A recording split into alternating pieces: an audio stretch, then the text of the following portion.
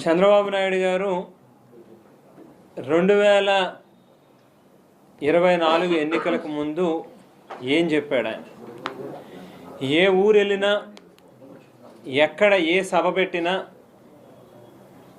ఊరు వాడ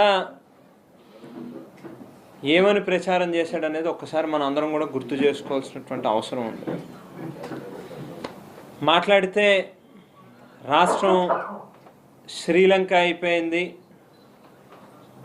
రాష్ట్రం నాశనం అయిపోయింది, అలా అయిపోయింది, ఇలా అయిపోయింది అని చెప్పి తెల్లారు లెగిస్తే ప్రభుత్వం మీద బురద జల్లుతూ, అదే పనిగా ప్రజల్లో ఆవేళ జగన్మోహన్ రెడ్డి గారి మీద ఉన్నటువంటి నమ్మకాన్ని ఏ రకంగా చెదరగొట్టాలి అనేటువంటి దానికి అనేక అబద్ధాలు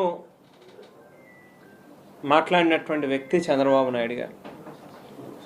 ఒకసారి మనం చూస్తే బాబు షూరిటీ భవిష్యత్తు గ్యారంటీ అన్నారు. బాబు షూరిటీ భవిష్యత్తు గ్యారంటీ ఏమో ఇప్పటిదాకా తెలియదు, కానీ మనకి బాబు షూరిటీ బాధుడు గ్యారంటీ. ఓ పక్కన కరెంటు బిల్లులు విపరీతంగా పెంచేసినటువంటి కార్యక్రమం. రేపో మాపో ఫిబ్రవరి 1వ తేదీ నాటి నుంచి భూముల విలువలు పెంచేస్తా ఉన్నాము అని చెప్పి కూడా నిన్ననే సంబంధిత మంత్రి కూడా ప్రకటించడం జరిగింది. ఎడా పెడా ఎక్కడ ఏది కుదిరితే అది ప్రజల నెత్తి మీద బండలు వేసి పన్నుల రూపంలో ఎంతగా దోచుకోగలిగితే అంతగా ప్రజల మీద దోపిడీ చేసే కార్యక్రమం జరుగుతూ ఉంది.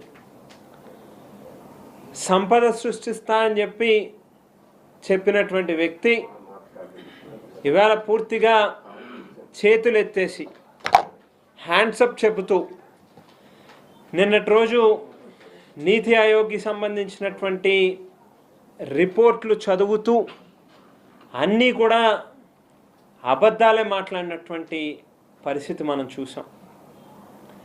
ఎన్నికలకు ముందు ఏం చెప్పారు చంద్రబాబు నాయుడు గారు? సూపర్ 6 అని చెప్పి ప్రతి ఇంట్లోని ఎంతమంది పిల్లలు ఉంటే అంతమందికి ఒక్కొక్కరికి 15,000 రూపాయలు చొప్పున, నీకు 15,000, నీకు 15,000, నీకు 15,000 అని చెప్పి ప్రతి తల్లిని కూడా మీరు 20 మందిని కంటారా, 30 మందిని కంటారా, 40 మందిని కంటారో కనండి, ప్రతి ఒక్కరికి కూడా 15,000 రూపాయలు చొప్పున ఇస్తాను అని చెప్పి చెప్పడం జరిగింది. తల్లికి వందనం పేరిట. అదేమైందో దేవుడికే ఎరుక. మరో పక్కన 20,000 రూపాయల చొప్పున ప్రతి రైతుకి కూడా ఆర్థిక సాయాన్ని అందిస్తాను అని చెప్పి చెప్పడం జరిగింది.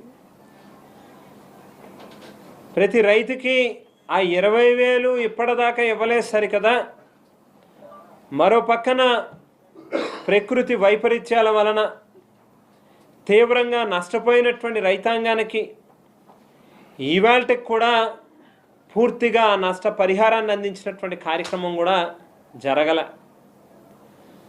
ఆడవాళ్ళకి ప్రతి ఒక్కరికి కూడా నెలకి 1,500 రూపాయలు చొప్పున సంవత్సరం మొత్తంగా 18,000 రూపాయలు ప్రతి ఆడబడుచుకి కూడా తోడుగా ఉంటాను అని చెప్పి చెప్పడం జరిగింది. ఆడవాళ్ళకి కూడా పంగనామాలు పెట్టినటువంటి పరిస్థితి చంద్రబాబు నాయుడు గారిది.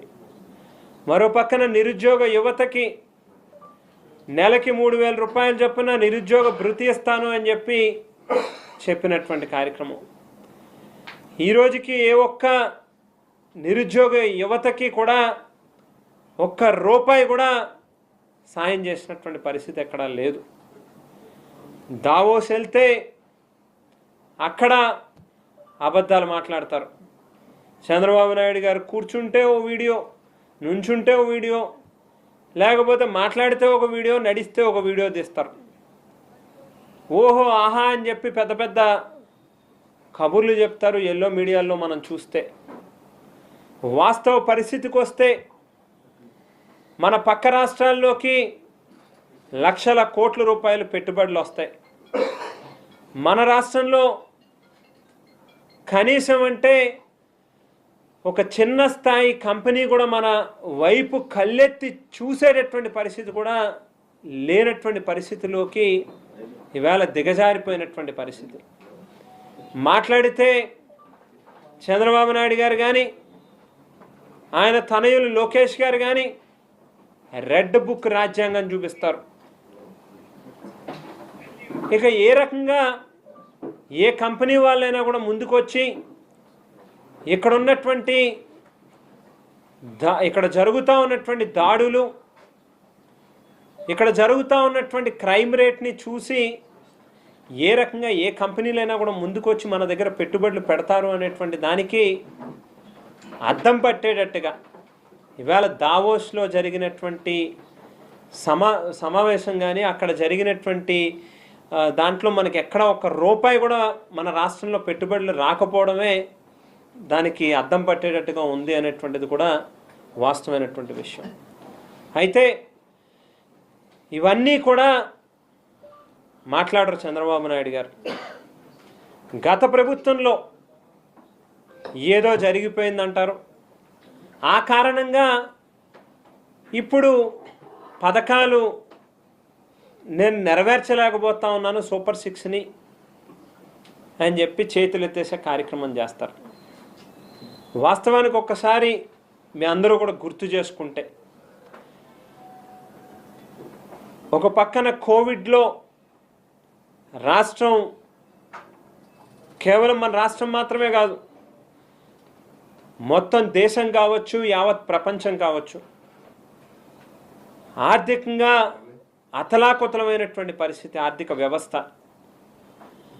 అటువంటి సందర్భంలో కూడా ఎక్కడా కూడా ప్రభుత్వం దగ్గర డబ్బులు లేవు అని చెప్పి సాకు చూపిస్తూ చేతులెత్తేసే కార్యక్రమం ఏనాడు కూడా జగన్మోహన్ రెడ్డి గారు చేయలే. ఏదైతే తాను 2019